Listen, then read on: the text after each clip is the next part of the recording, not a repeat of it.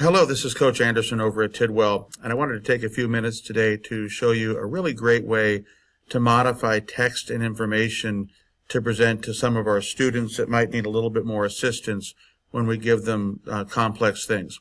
So I'm using Genially, which is spelled like that, but the website is genial and then .ly. So easy to find. You can just Google Genially and set up a free account. And this is the free account, which pretty much has most of the bells and whistles that I'd want. So on my home page, we'll ignore most of this for right now. All I hit is create Genially. And I'm going to create an interactive image. All these other things are neat, but I'm going to use interactive image.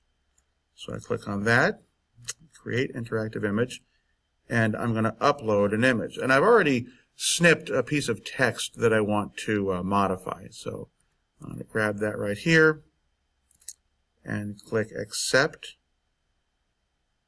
And it's going to open it up. It just takes a few seconds to think about it. And to make it easier to work with, I'm going to increase the zoom so I can see it a little bit better. Now, the point of what I'm doing is going through this text, and I'm looking for words or terms or phrases that might be challenging for some of my kids. And so you probably can look at this and very quickly see some things that might be hard for some of the kids to understand. So when I read through this 25 years ago in February 1991, so far everything looks good, countries' names and things like that. So I get to this overlooking, Hungarian town overlooking. It's a pretty basic word, but maybe the kids have a hard time understanding what this is. I want to clarify this word. Maybe I'll get some hands up and I'll have to come by and run around the room explaining to kids what this means, overlooking the Danube. So I'm going to go over here to resources, and I'm going to click on shapes, and I'm going to click on the square. It brings me this nice little yellow square.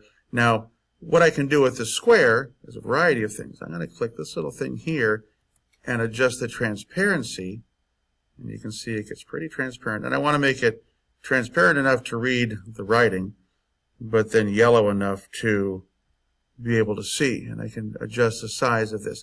Now let's say I wanted this to not be yellow. I can just click this little thing here, change the color however I wanted, and make whatever color I want transparent. So I have some that are green, some that are blue, depending on what I'm doing. Though I do try to be consistent with whatever document I'm working on so that it doesn't confuse the kids. Now I just take this and put this over here, and I'm going to make this the size that I want. So I'm going to actually clarify this whole little part, overlooking the Danube. So click this little button here, and it gives me a variety of things.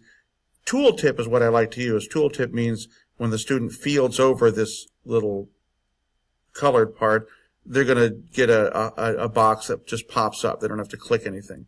So I'm going to click Tooltip, and I'm going to do this, overlooking the Danube means, and then I'm going to describe what it means. It means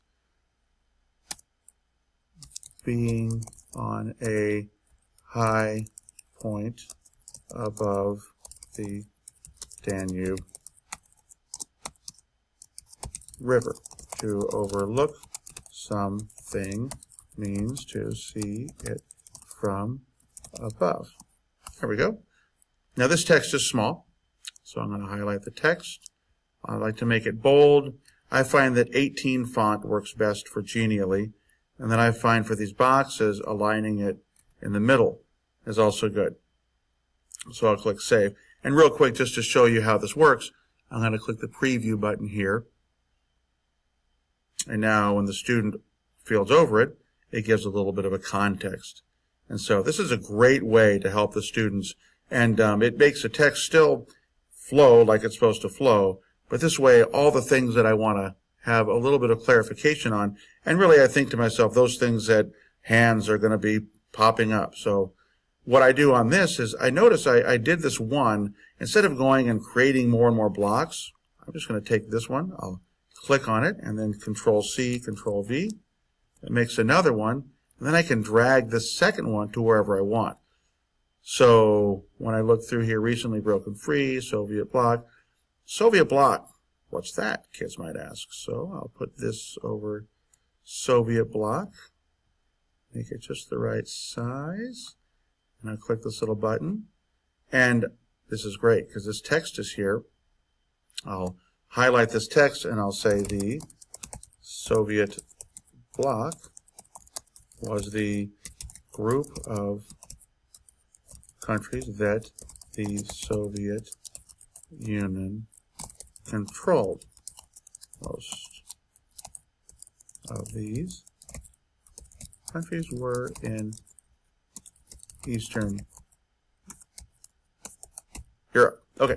Now, one thing that's important is I have all this space. You never want to use all this space. Really, getting 2 lines is probably the most you want to have because you want to consider when the student fields over how big is the box and how much words do they want to read. We know our students don't like to read enormous paragraphs, so it's probably a good idea to just leave it at this, maybe a little bit more. I don't ever get to 3 lines on these tooltips for the reasons that I just said.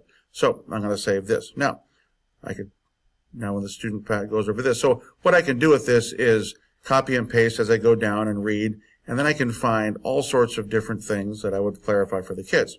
So that's the first thing I do to modify these. The second thing is I add these interactive elements. I'll click on here, and you have all these different symbols. Some you can use if you want to point out something specific. I tend to go just with a dot, so I'll just click that dot, and I'll change the color of the dot to green. I want it to be green. And here's a great thing about Genially. I'm going to click this little button on the right, and it brings up this bar on the right side, and I'm going to click the continuous part here. So this, you could change the entrance, exit, house, hover. All these are really cool. What I like to do is continuous, and my favorite one is heartbeat. So basically, as this thing sits on the screen, it'll continue to beat like a heart. So see how it's beating? And that way it kind of gets the student's attention. So that's pretty neat. And then I'm going to make this kind of smaller. Easy enough to see, but smaller. And I'm going to hang this out over here. And what I'd like to use these, actually I'm going to put it over here, because I like to use these to clarify larger points. So this note, Czechoslovakia became 2 countries, the Czech Republic and Slovakia in 1993. That's pretty basic, but maybe I'll clarify that with the kids. So I'll do another tooltip, and I'll say that in 1993, the country of, make sure I can spell this right, split into 2 new nations, comma, the Czech Republic and, oops, spell it right, and Slovakia. Yeah, good. So this essentially restates exactly what was said there, but we know our students, and very often we have to restate stuff, and this just really helps give a resource for the kids that need something put in just a little bit of a different fashion. So now if I preview this document, you'll see that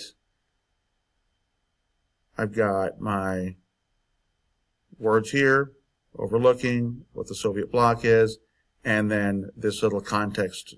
So what I do is as I go through the document, I'll have these green dots. You don't want to have too many. You don't want to have green dots everywhere, but I have them in enough places to clarify maybe what the paragraph means or what a general idea is, or even maybe a tip. If I'm looking at questions that the kids might have to answer, I'll have a little tip there that they're going to have to find. The nice thing is using Genially, there's no extra words. There's just some symbols, and the symbols have meaning, and my kids know what the meaning for the symbols is, and I've taught them that.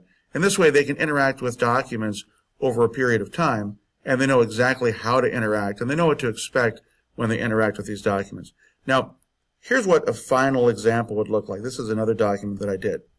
So I went through this. I've described what Nobel Peace Prize is, what the term forerunners means, what reconciliation is, demonstrated, dreadful. And some of these are very simple. Dreadful means horrible.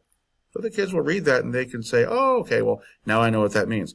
And then as they go along, these tool tips, this essentially just describes what the note says, just lists the wars.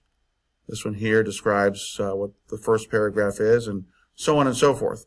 So now when my kids interact with this document, I'm going to go through it with them initially, give a little bit of a discussion, we'll talk about it, but when I have them do their actual student work, they're going to have a really good resource that they can draw on and that I could have them look at as well to provide them some better context. And the idea here is that it'll help them eventually get on their own and be able to look at documents and find where larger points are hidden within paragraphs. So I hope you enjoyed this tip. I have found this to be fantastic. If you have any questions or ever need my help, I'm easy to reach, manderson01@nisttx.org. Have a great day.